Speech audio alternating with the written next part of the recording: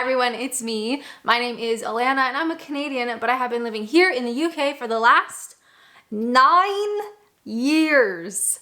Yes. To be completely honest, it has not sunk in that I have been here in the UK, in England, in Kent for the last 9 years. Time. What is it?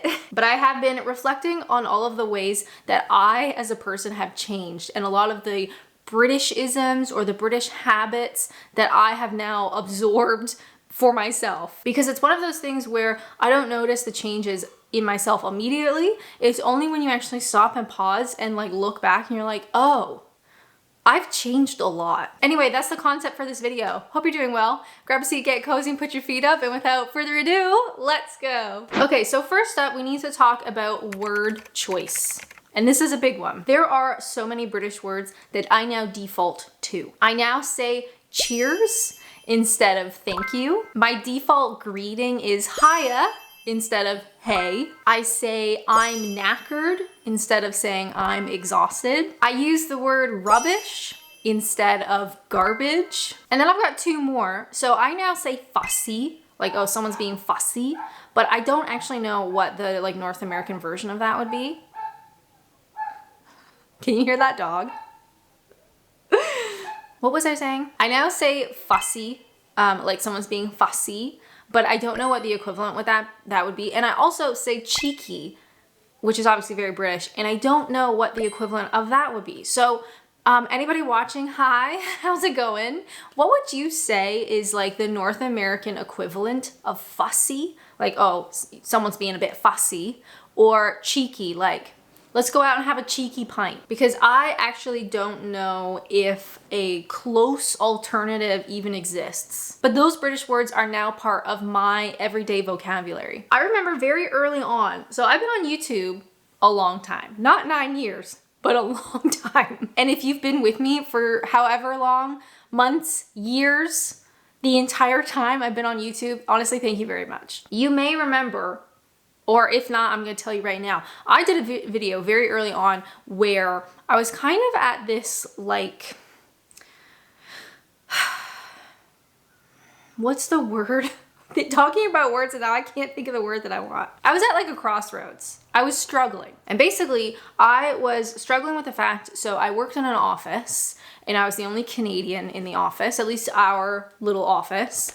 And I didn't know if I should be using the British word when I spoke or the word that would come naturally to me, like the North American word. And I say North American instead of Canadian because there's very little difference between Canadian English and American English. It's really the same. So for instance, I worked at a college, so we had elevators, and sometimes a student would ask me something and I'd have to say like, yeah, if you go down to the elevators and then you turn left.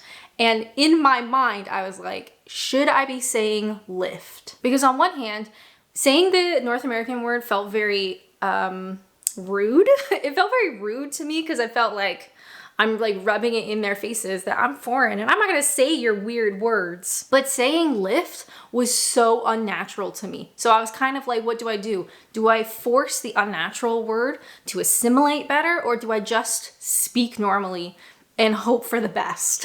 And ultimately I did choose just to talk. If you start sort of like internalizing what you're gonna say a lot, it's just not nice. So I was like, you know what, I'm just gonna talk, and over time, I'm sure I'll figure it out. And now, 9 years later, I largely default to the British version. Not by forcing it, not by like trying too hard, it's just become natural. And that is very weird when you actually sit down and think about it. It's weird. And with that, this is also gonna be part of number 1 because I have 9 points, get it? Because I've been here for 9 years. This is like 1A, phrases, British phrases that I now say. So somebody says something to me and I'll say, oh, you're taking the piss. Or my partner asks me, do you wanna get a Chinese tonight? And I go, oh, go on then. Or someone says, hey, do you wanna try this new ale? And I say, oh, that's really not my cup of tea. Or someone is being fussy, which again, still don't know what the equivalent of that would be. Someone's being fussy and I go, ooh, someone's got the ump then. Or I might say to my partner, I'm popping out to the shops, do you need anything?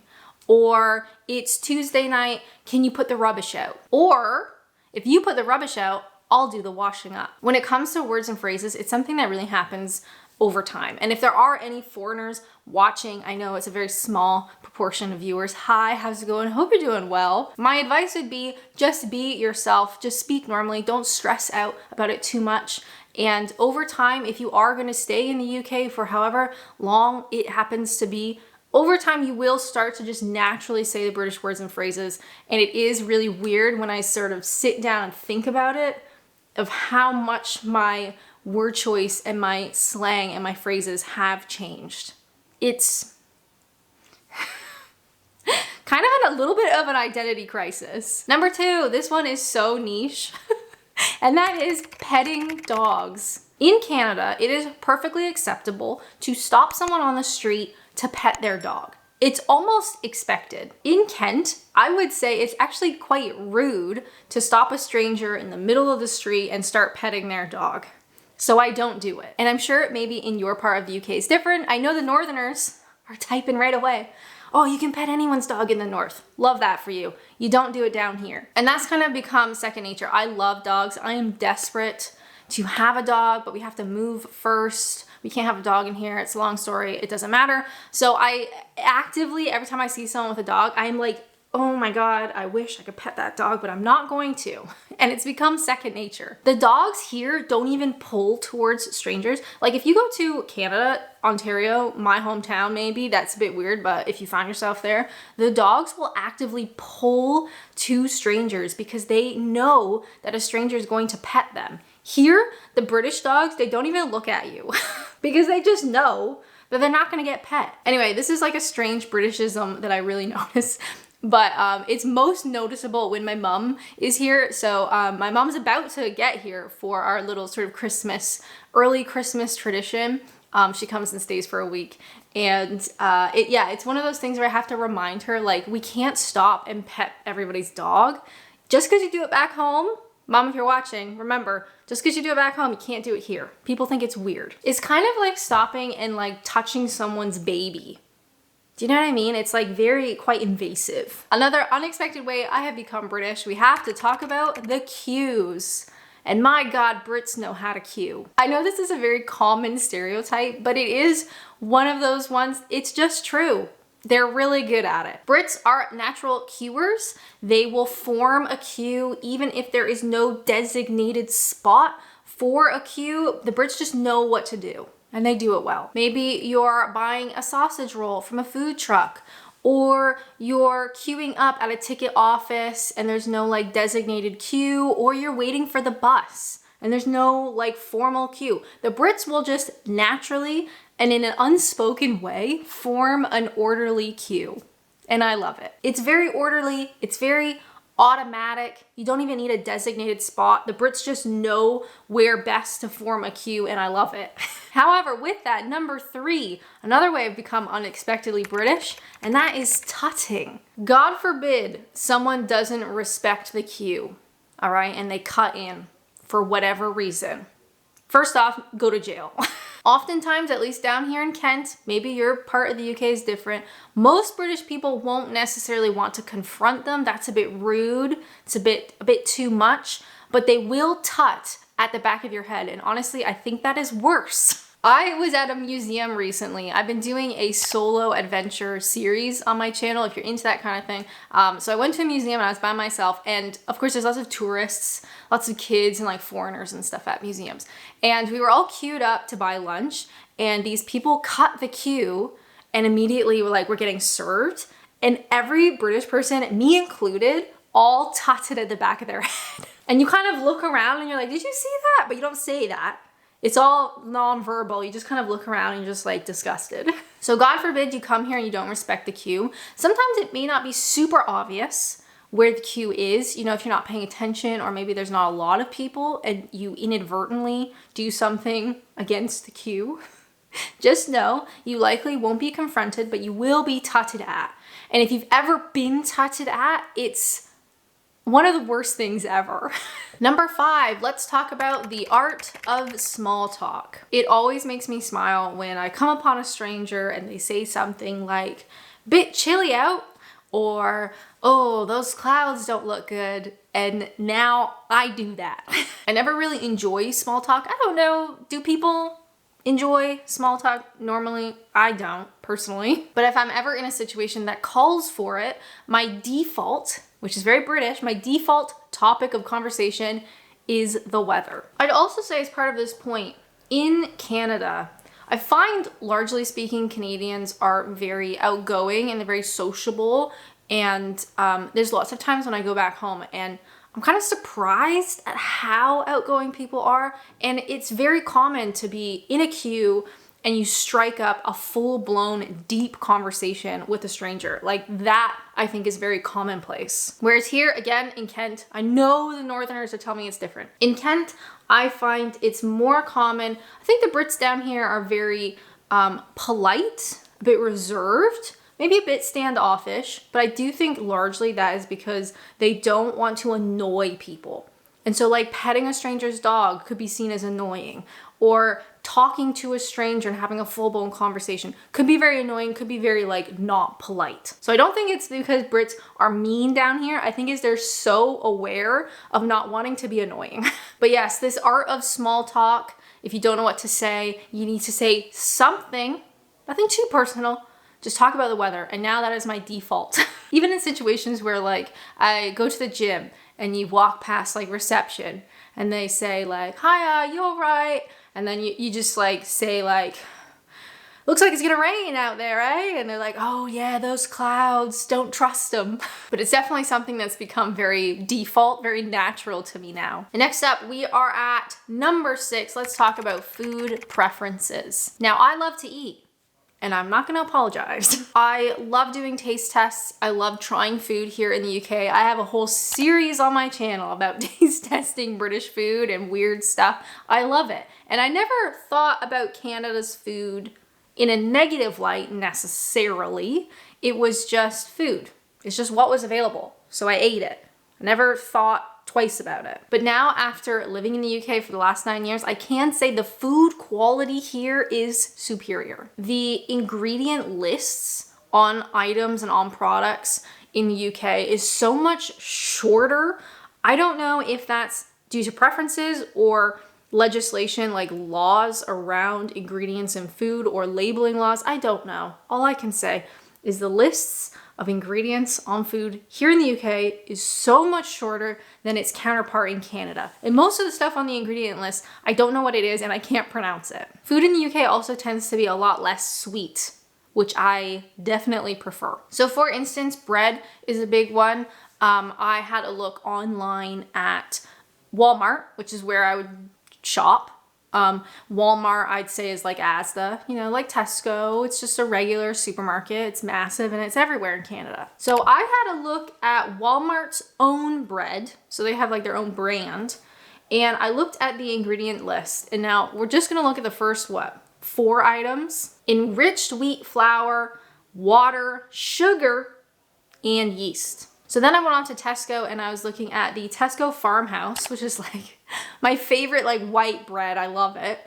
The first 4 ingredients on that are flour, water, yeast, vegetable oils. And I thought, okay, maybe that's not a good comparison. So I found Tesco's own white bread. Let's have a look at that. Wheat flour, water, yeast, and salt.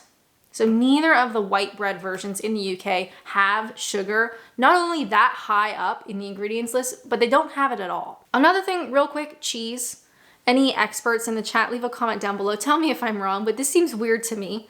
On Tesco, you want, how about their Tesco own mature cheddar? All right, it's a nice cheese, great cheese. Had very few cheeses in the UK that I didn't like, I'll tell you that. But if you scroll down to the ingredients, it just says 100% British milk.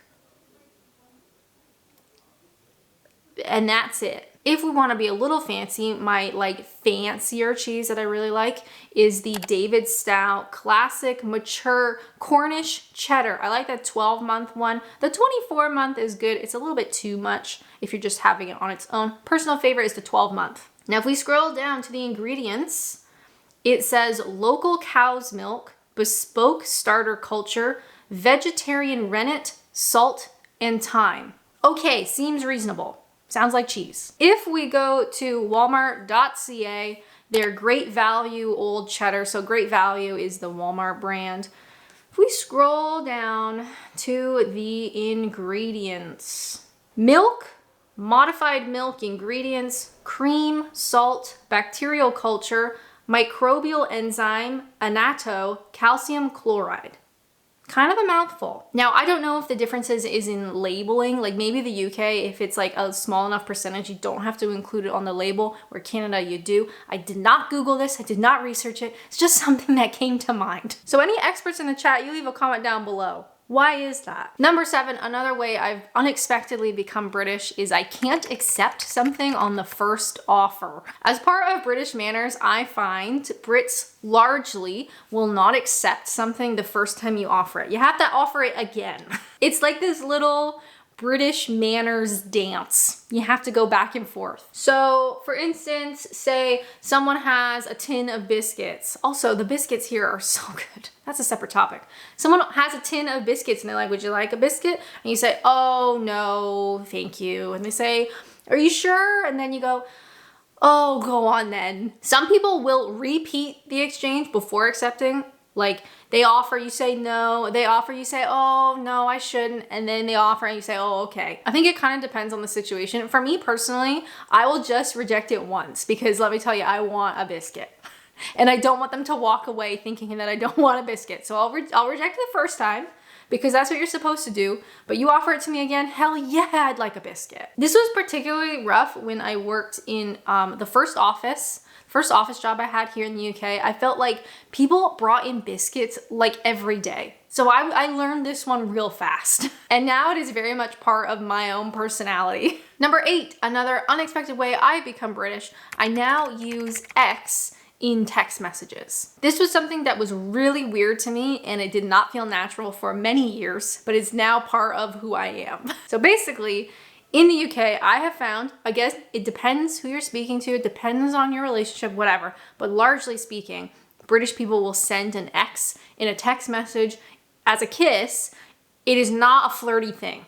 Sometimes it is, but most of the time it's not. In North America, if you texted someone with an X at the end, that feels like real flirty. Like really, really flirty. Like I would not send a message to my grandma with an X on the end. That's weird. XOXO, maybe, you know, but just like an X, no. So imagine my surprise. My first job here, I'm getting messages from coworkers, from my boss, and they've got an X on the end. And I was so confused. This is definitely a proper habit that I have now. Sometimes I'm not really sure like how many. Sometimes people will send more than one depending on the circumstance. I don't really know when it's appropriate to use more than one now, but I certainly use them now. And I definitely probably seemed like standoffish and maybe a bit rude early on because I wasn't using X's. I didn't understand like when it was appropriate, so I just didn't. So unfortunately, I'd have like a colleague or a friend text me and use an X, and I would just respond with no X. And now looking back on it, I thought, oh God, they probably thought I was like so rude. But it's this kind of like cute little thing British people do. Again, it depends. I know people will leave a comment. I never use X's and that's totally fine. A lot of the people I've communicated with, especially women, tend to use an X with each other. It's just a really nice, cute thing and I like it and I can't stop doing it. Number 9, another unexpected way I have become British. This one is difficult to explain, but essentially my voice cadence. Along with the change in like word choice in phrases, I find that the actual cadence of my voice is now British, or at least a lot more British than when I was in Canada. It's not one of those things that you notice right away, right? Because it's such a slow change.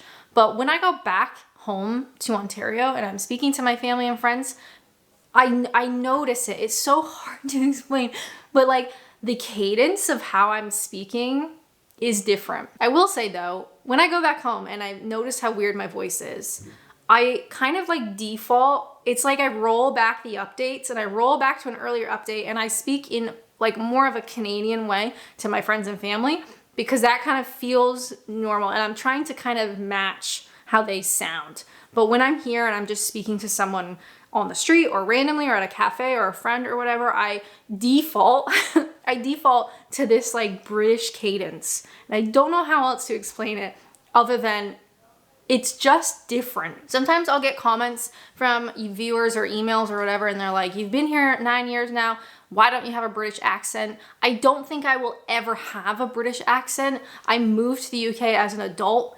I feel like you only really get a proper accent if you're pretending, or maybe if you moved when you're younger, maybe that would make a huge difference. But as an adult, I don't think I'm ever gonna have a British accent, but my voice is drastically different. It's much more British than I ever thought it would be.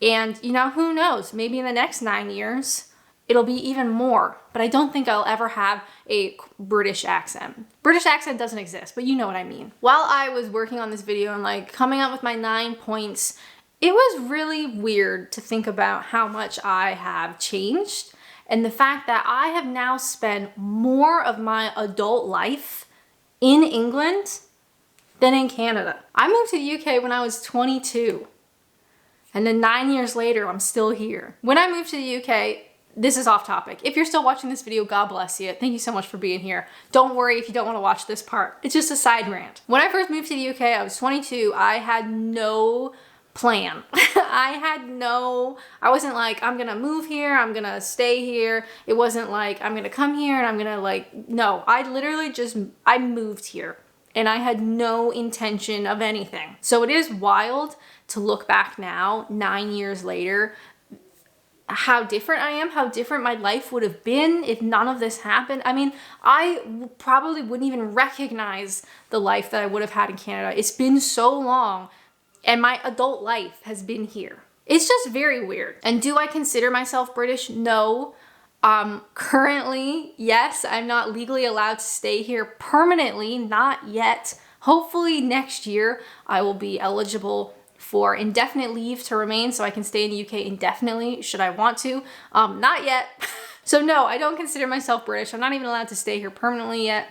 I don't think I'll ever be British, but I definitely have absorbed British qualities. So maybe like half and half. Can we say that? Half, half? I don't know. If you think about it too long, you will get an identity crisis. So anyway, thank you guys so much for watching, and thank you so much for being here on this wild journey. 9 years. It hasn't sunk in yet, let me tell you. Maybe come the new year, maybe, but I don't know. If you'd like to watch more, which would be totally awesome, how about checking out this one, what they don't tell you about being an expat in the UK. But as always, thank you guys so much for watching, and until next time, bye!